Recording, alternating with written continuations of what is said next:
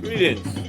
Introducing Voices of Festival, a brand new podcast series from the International African Arts Festival, created to keep you connected as we count down to our 55th year of culture, creativity, and community.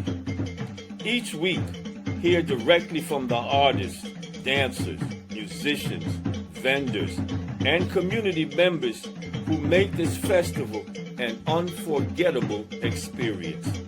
Tune in every Thursday at 8 p.m. on YouTube for Voices of Festival. Celebrate the culture, feel the rhythm, be part of the journey.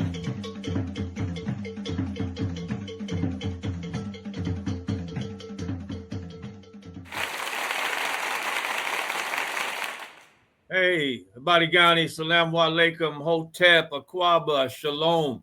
Welcome to another episode of Voices of Festival. Joined by my co-host, Sakeenah and Kinard. Welcome, Nzinga. Sakeenah. You know, it's been that kind of day, and one of the reasons you probably know why I have a name mix-up is that because just this week we lost one of the pillars of the festival, Salima Moyo Smith, who was for some time the vendor coordinator, made her transition to ancestorship yesterday. So we want to lift her up and bless her family during this challenging period.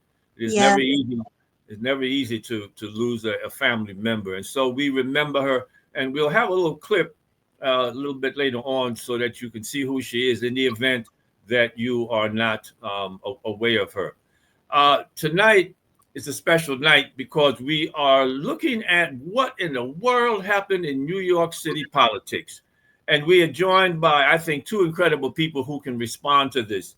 The first is the former Assemblyman of the 56th Assembly District in Brooklyn, Rodger Green. And joined by Monifa Akinwole Bandele. And for transparency purposes, she's also my daughter-in-law. And she is with the Malcolm X Grassroots movement and movement for Black Lives Matter. Both of you, welcome. Welcome. So listen, we got a lot to do. And unfortunately, this is only a 30-minute one. But each of you, give us your take on what happened yesterday in Brooklyn. I'm sorry, in New York City with the mayoral election. I'll let Monifa begin first. All right, Monifa. Yeah, I think what we saw here in New York City, which we're also seeing around the country, is a mandate. It is a mandate that we have to address the material needs of the folks in our community, that we have to speak directly to the issues and challenges that folks are facing, and that we are demanding alternatives to things like violent policing, alternatives to things like predatory housing practices, alternative things to food insecurity, and alternative things to pretty much paying almost a college tuition for things like childcare. And so I think it's amazing that people kind of united around this piece. But the second thing that happened is that I believe that New Yorkers stood up and said no to authoritarianism. You know, the Cuomo candidacy and moving in the direction of him moving from Albany down to New York, the backers that former Governor Cuomo had, which were the same donors as Donald Trump, with Donald Trump endorsing former Governor Cuomo, many people began to see what a lot of us already saw, which was that Cuomo in the mayor's office would be inviting in to New York City authoritarianism, this fascist regime that's rising. And so while we know that many mayors who are absolutely against this fascism coming into their city haven't been able to stop ICE and the National Guard from coming in, but at least you don't want somebody that's going to invite them in, you know, right? They call it, the call is coming from inside the house. We don't want that. We want to be clear about what's happening. And New Yorkers stood up and said, we want someone who's going to stand up and make sure that immigrants are protected, people without homes are protected, and that we are putting together some programs, really putting in place a lot of things that we used to have that David Dinkins was working on, but that's a whole nother piece. But really putting in place the safety nets that people need so that we don't have 100,000 people sleeping on the streets, homeless, in the richest, wealthiest city on the planet Earth. Right. Rodger, your take. Yeah, I agree with all of that, and I also think it's a critique on the on capitalism, and how the capitalist system, the so-called free market system, which it really isn't anymore, has created these burdens against on the backs of working class, working poor people, particularly communities of color, the African diasporic communities in New York City. And there's a generational shift in terms of people no longer having this deification as it relates to the importance of the economic royalists that essentially ruling over our economy. The young folks have basically said enough is enough. We're going to have this critique, and we're going to go to the polls and demand that this system that has really created this economic marginalization, wage stagnation, increased unemployment because of unregulated AI, among other things. I think that was part of what we saw as well. Then finally, I think, and I'm Muslim, and so there was a pushback against the proto-fascist Islamic phobia that was being pushed by not only Donald Trump, but also his avatar, which was Mario Cuomo. I mean, I'm sorry, Andrew Cuomo. Andrew. I have to, yeah, Andrew. And so I think that's basically what I saw as well. But I mean, it was an incredible response and fight back. And even after Trump threatened that if Mamdani was elected, he was going to, and send in additional troops and ICE agents, the modern Stasi of the Republican Party. Folks said, hey, we're not having it. And they went to the polls. And so I thought that was, a sign of resistance that was sorely needed. There were two things, and I want Sakeenah to address one of them, because when we talked before the show, she was interested in terms of the youth part, and you just mentioned that. Sakeenah, you want to raise your issue with what you think? Well, yes. First, I want to just say his name, because we ain't really say his name. His name is Zohran Kwame Mamdani, which is now the new mayor of New York City. And I just wanted to, ask about his impact on the youth. He's the youngest mayor elected up to this point. And, he really inspired the youth. But I wanted to ask along the lines of the impact that he will have on the youth in terms of the public education system. And if it was possible for, the community control regime that really inspired the East, if that, how would I say it? That concept that was birthed the East, would that be able, would that and be able to be implemented in association with the teachers union in order to affect a shift or change within our public education system? Well, it's interesting. We had a forum about 2 weeks before the election in which we invited Zohran Kwame Mamdani to articulate his vision. And obviously, one of the things that he talked about was the need to end mayoral control. Now, here's a person that's running for mayor saying in mayor control. And we talked about the whole concept of the importance of building on the ethos that occurred during the struggle for community control of schools, and which was really a struggle for democratic self-governance over the school system, you know, empowering parents to engage in this type of participatory democracy within the schools to strengthen the educational ethic for their children. And he got that. And so we're in conversations with him right now about how we would do this, but he's definitely interested in doing that. And then the other thing that I think that folks should know about him is that his major in undergraduate school was Africana Studies. And so he's committed to ensuring that there's a protection of the academic freedom for all of our educational institutions, including our museums, our libraries, our university system, to ensure that the, again, proto-fascist attack on academic freedom and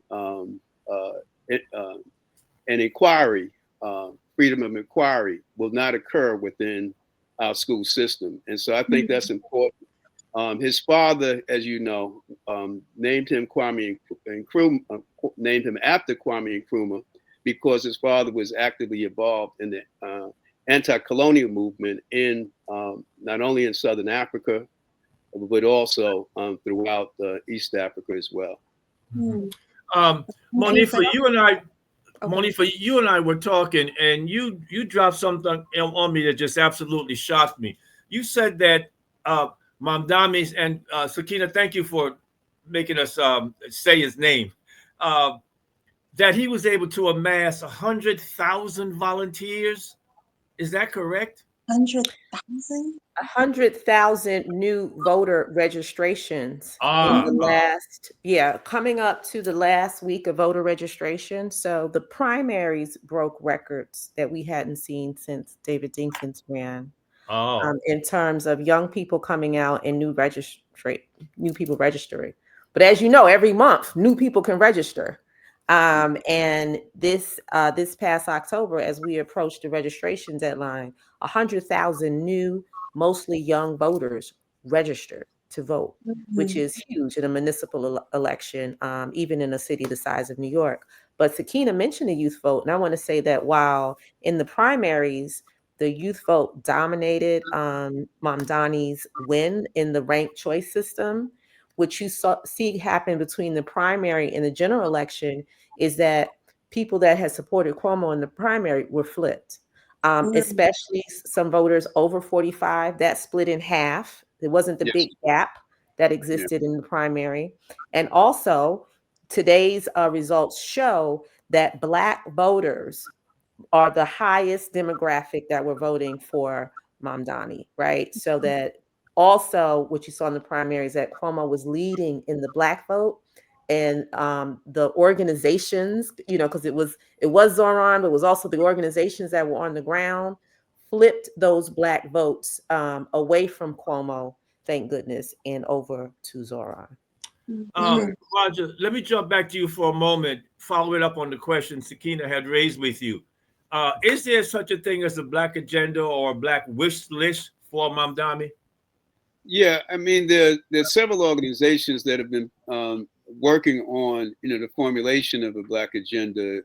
Black Solidarity Coalition,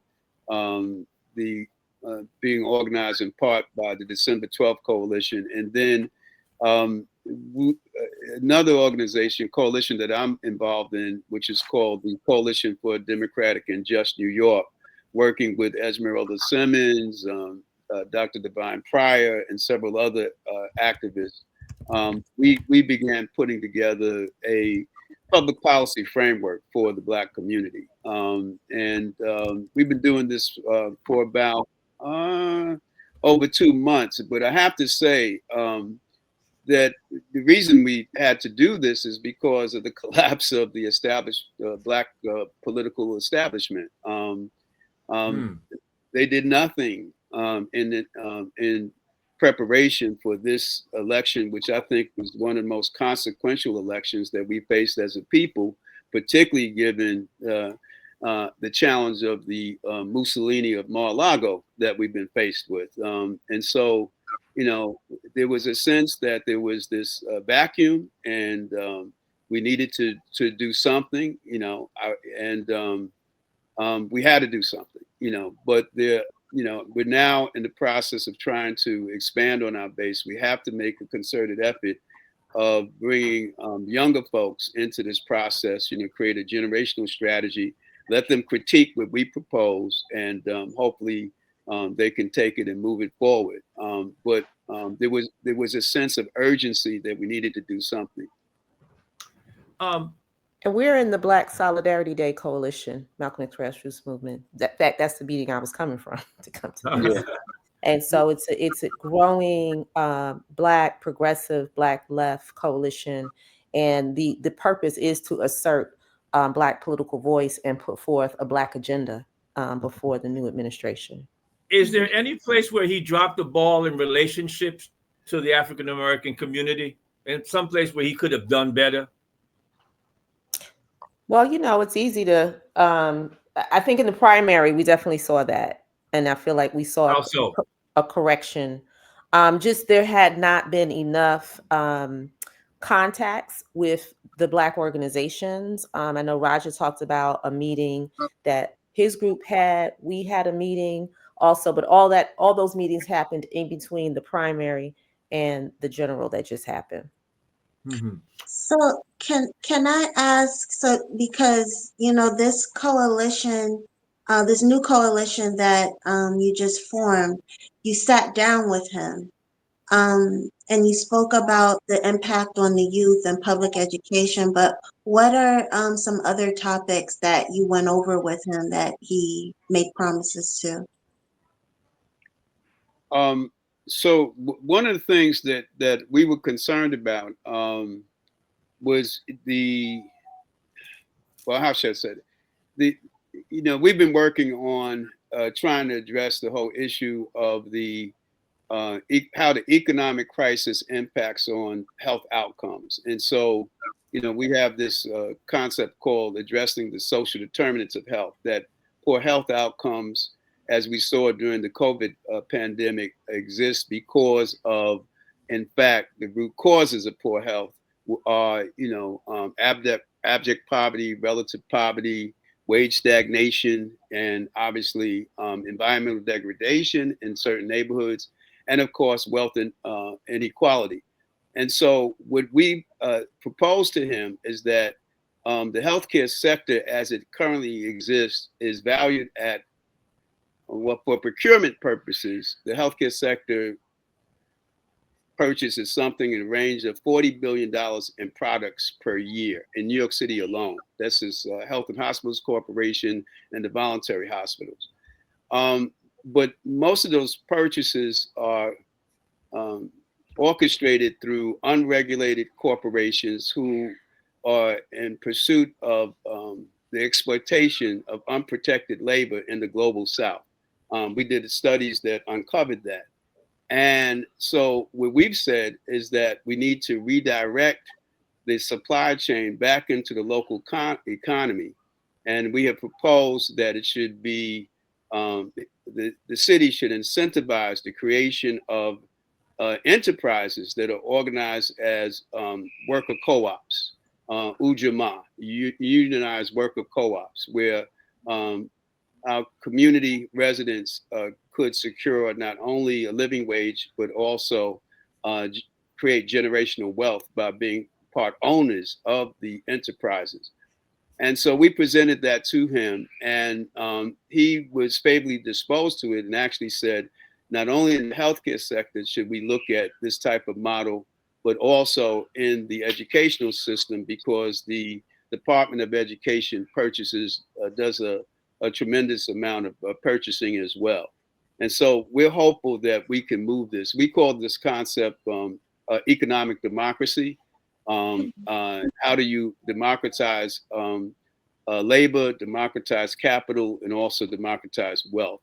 And so that's what we presented to him in our proposal. And he agreed to meet with us after the election, to begin trying to figure out how we could dot the I's and cross the T's to make this happen.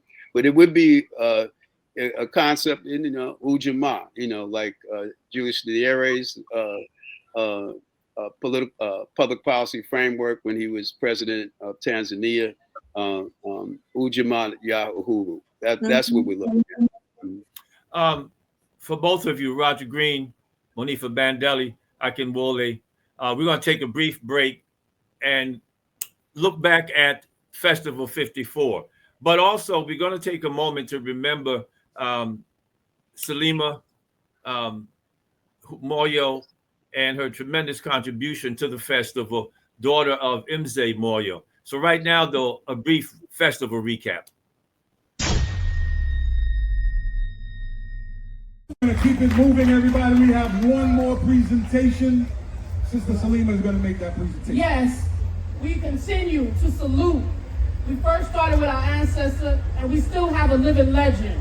And we want to acknowledge this next teacher that was a teacher at Uhuru Sasa, who also was a principal for a while at Uhuru Sasa, and also continued on and started her own independent black school called Zikuwa.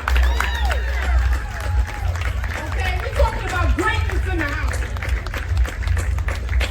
This was a teacher that was warm and kind and loving, and found creative ways of teaching and made learning powerful for us.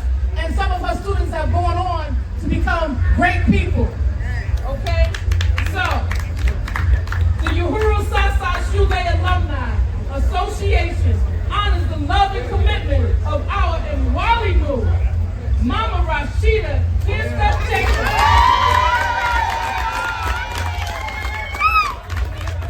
who taught us so much love and uncompromising standards of excellence for your creative style of instruction and your moral presence. Thank you for being an example of leadership, womanhood, and perseverance. Our teacher, our principal, and our queen, Asante Father.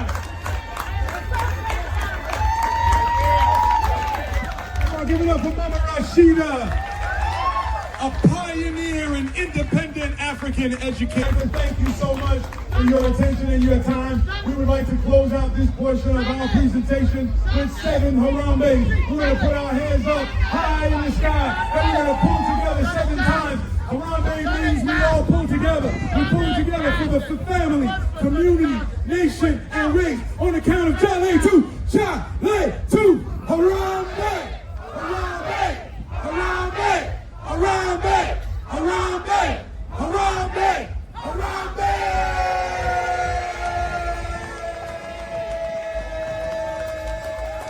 Yeah! Uhuru Sasa! Freedom now! Thank you! Uhuru Sasa! Freedom now!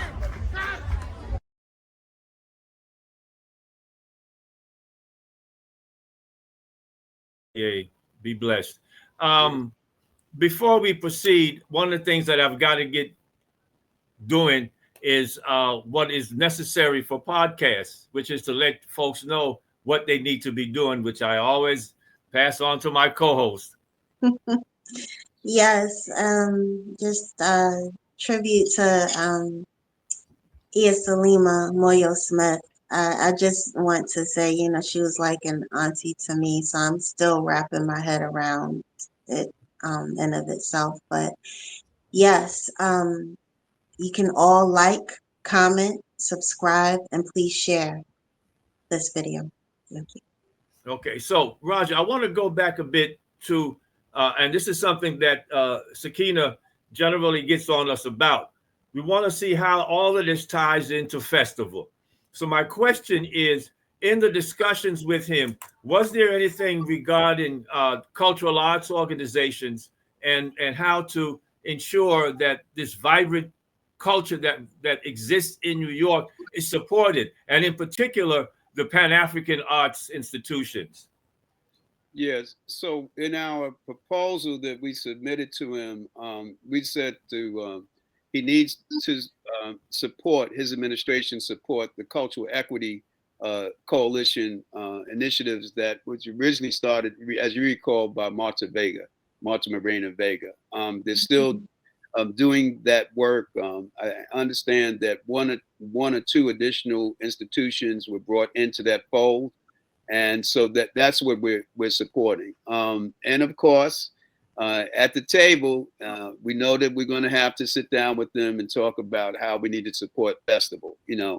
Making sure that the city administration, right on down to the borough level, provides the appropriate space and resources for festivals. So that's definitely going to be part of the agenda. So we as in, the leadership of the festival need to sit down with you and other folks and chop that up. Some of the city council people need to be involved, but those of us who are going to be discussing priorities with the administration obviously need to put that on the table. Right. Now, Monifa, let me jump to you real quick. The issue of police is always this scapegoat that comes up in regards to progressive elected officials. What is his position on policing? So Zohran has a proposal to create a Department of Community Safety, which is kind of powerful because in the movement for Black Lives 10 years ago, this is some of the things that we were talking about in our Invest Divest program, right? Our Invest Divest platform, which is that the police don't need to respond to all the things, that you should have mental health specialists that respond to a mental health crisis. You should have mediation people that respond to things that are domestic disputes or community disputes. You should have actual medical people show up when someone's in medical distress. And you should have people who are experts in what's happening with our homeless population show up to help them other than the police. But we've kind of, the police force has become social services, and Rikers Island has become the inpatient center for care. And that has happened over many decades for several reasons.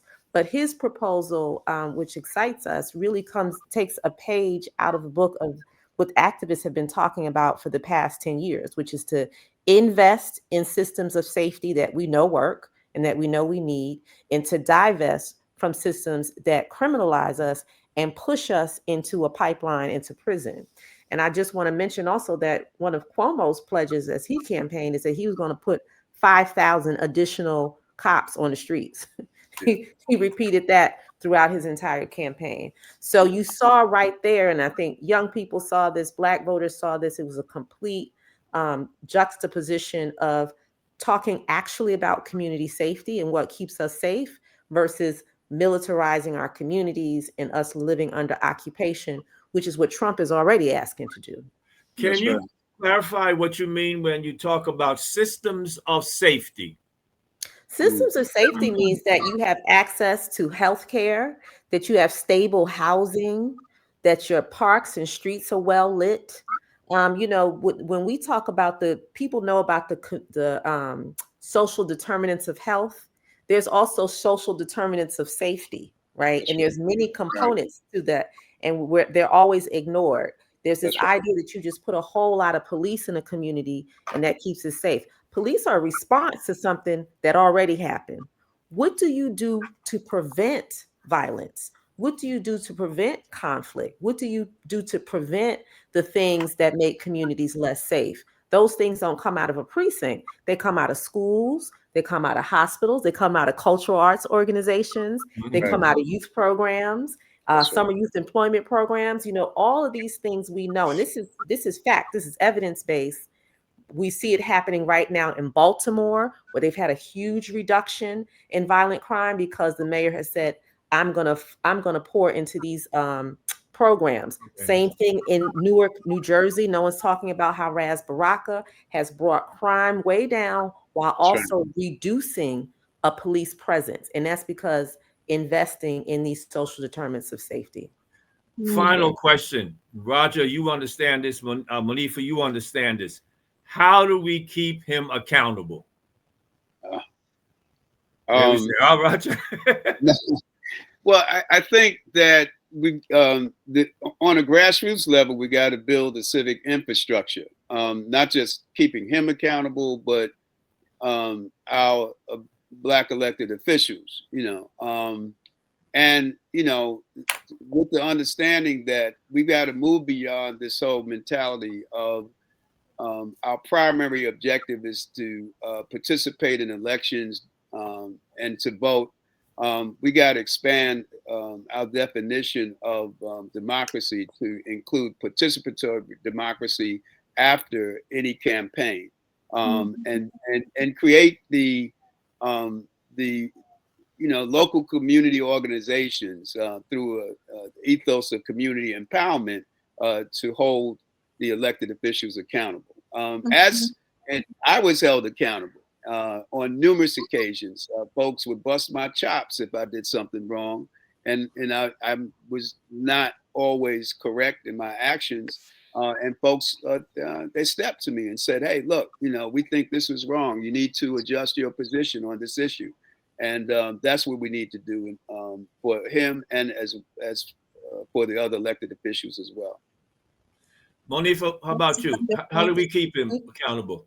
We have to build power. We have to build independent Black institutions. If we don't build Black organizations that actually have members, right, that have people, not just a platform or influence, but actually have people that they're accountable to, that we can mobilize, we can't hold anybody accountable. We can only just like influence and pray and hope and be your friend. And so that's why, both of the coalitions that we've talked about and the organizations are really pivoting on base building. We have to protect labor. Labor's under attack. Those ranks are shrinking, and we're hoping that we can expand them under this new mayor administration. But we have to have Black independent political institutions. And we do that by looking at what we did in the past. I was glad that you asked about things like the East, like what happened in Ocean Hill, Brownsville, because we have some embers of what was done before that we can build up now. So we really have to scale up. The right is consolidating. There's a myth that everybody on the right gets along, that they have the same ideology, that they have the same agenda. They don't, right? They have something very much in common, and they've consolidated very quickly around that. And so we have to build independent Black institutions. Sakeenah, any last questions for our guests before we roll out? No, I just want to acknowledge your work of what you have done. And I'm excited because what you're speaking to, I've heard on the other side people criticizing the mayor about him being too young or not having any experience, but highlighting what you both just spoke about in terms of keeping him accountable and community organizing and creating our own institutions to ensure that he is successful and that he does what he says he's going to do is phenomenal. So I'm excited about the future, and I thank you both for the work that you do. Speaking about the future, Rodger, you and I were coming along at a time when I'm not sure what generation we were considered then, but we were engaged in a movement that saw a whole new generation of progressive African-American and Latino elected officials. Down here, we moved on Mary Pinkett and those folks. Do you see this Mamdani election as signifying a wave of change, of progressive, forward-thinking, committed, principled elected officials and activists? I think so. And some of the folks that I've been allies with, I think are going to be swept away, because they have not read the room, so to speak. They haven't adjusted their vision. In fact, in many cases, I think they lost their vision. I have a real critique over the organization I co-founded with Al Van, Vida. The fact that they were non-committal and they didn't come out and endorse any particular candidate, I think there has to be some serious, there got to be some serious critique about that. In this particular crisis, as Monifa says, we're being attacked by these proto-fascists and outright aspirational fascists out here. At this particular moment in our history as a people, they're trying to engage in erasure of our history in our schools. the attack on our healthcare. This was not the time to say that you're not going to support any particular candidate. And so I'm, look, my position is, that it's time to support these young candidates that are prepared to be soldiers and to do the right thing. And I'm looking forward to that, and looking forward to supporting anybody who's prepared to get into the fight. That's it. Monifa, last comment tonight as you drown out the police driving by. I watched his press conference this morning, and he brought out his transition team. I'd like your comment on the fact that, and I guess that was not the entire transition team, but they were all women. Oh, I didn't see that. Oh my gosh! Yeah. All women. All women. Wow. What has been his relationship with women in the movement? And listen, I know this is crazy, y'all, but the wife needs to warm up a little bit. She's young. Yeah, but that energy. But anyway, I'm sorry, Monifa. What do you think about that? Hey, listen, all of those things show up. The people who have done such an amazing job. I'm glad he brought out a team, and I think that's what we saw win. It was Working Families Party threw down. It wasn't just Working Families Party. DSA, Democratic Socialists of America, threw down. It wasn't just DSA. They really built a coalition. And as we know, in all these organizations, what are they full of? Women who are doing the heavy lifting, right? And so I'm not surprised that that's how the transition team would shake up.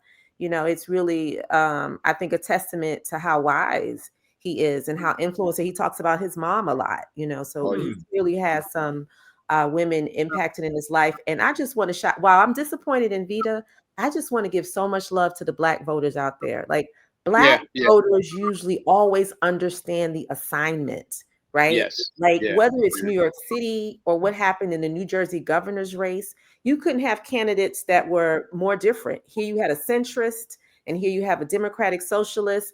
And in both races, Black voters outperformed any other demographic in those races. We see what's at stake. Maybe it's because our ancestors lived under real fascism when they could not vote and could not physically move freely without permission. But for whatever the reason, Black voters understand the assignment.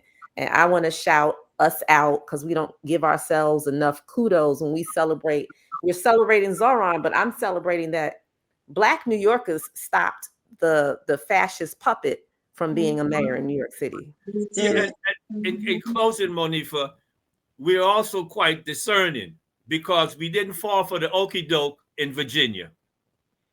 Listen, and did you see the interviews they had, whether it was young Black people, old Black people, nobody fell for it. There was an okie doke in New York too. They set up a fake Black organization called the National Black Empowerment Fund. Oh yeah.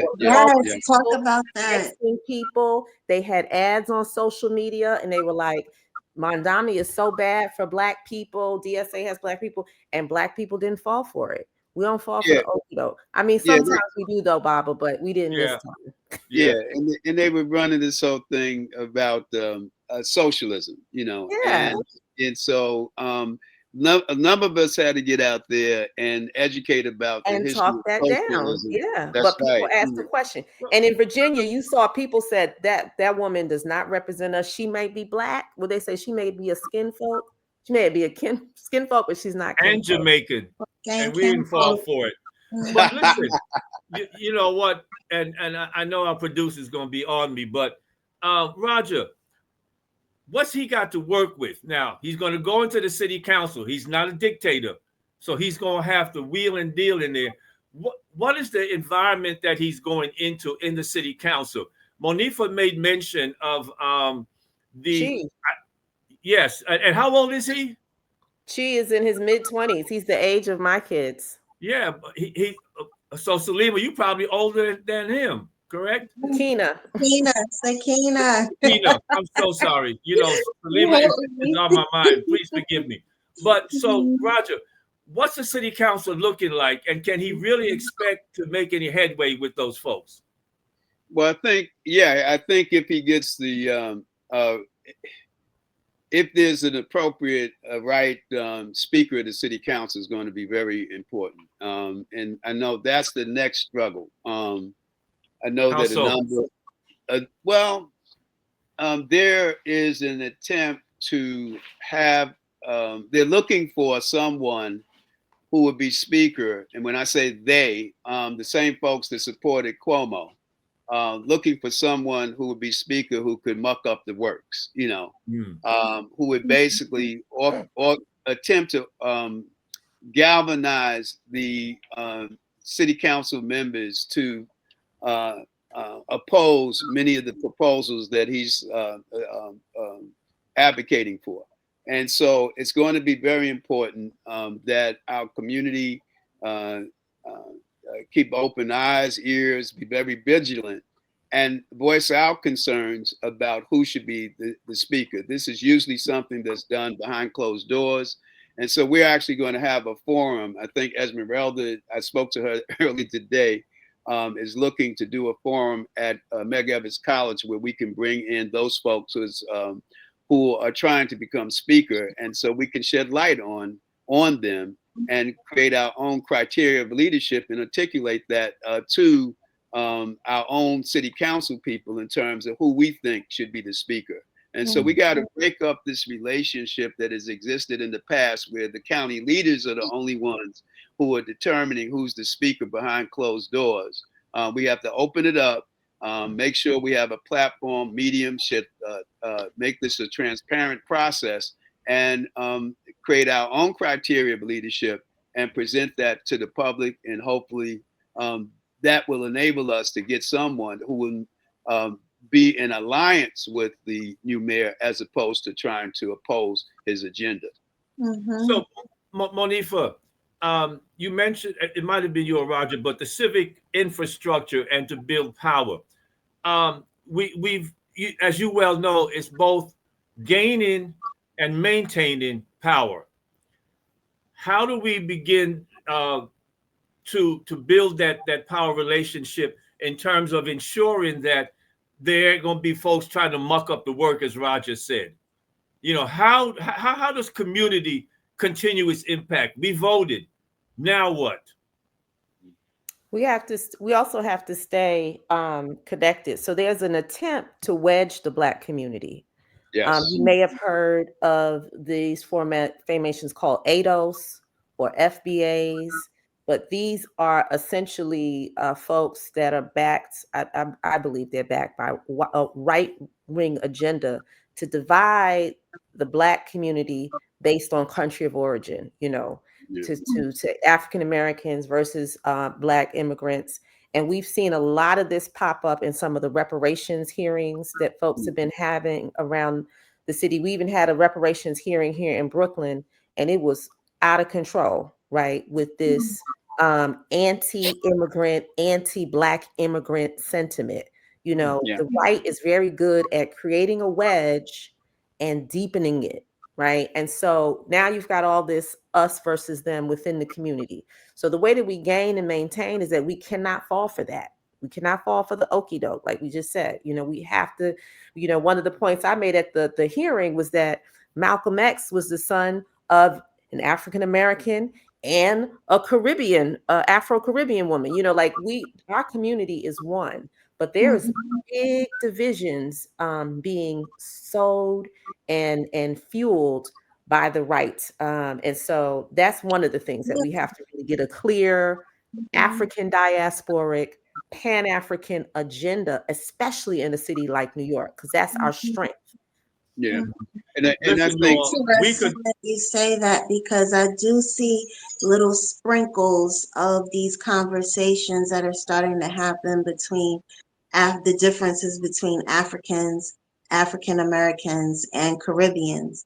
And, I didn't know that was really being fueled by outside agendas. So, yeah. And of course, ignorance. Hey, listen, y'all, you've got to go. You've got to go. Rodger Green, thank you so very much. the Du Bois Center at Medgar College, and Malcolm X Grassroots Movement and Movement for Black Life with Monifa Bandele. Thank both of you so very much for your availability and for the information that you shared. And we're going to have to check in at some point. Thank you all. Be safe. We love you. Sakeenah, as we close out again, what is it that folks need to do? Like, comment, subscribe, and please share this video. Thank you. Thank you so much. Sakeenah, you stay safe and be loved. For everybody, we love you all. Till the next time. Peace. Okay, peace.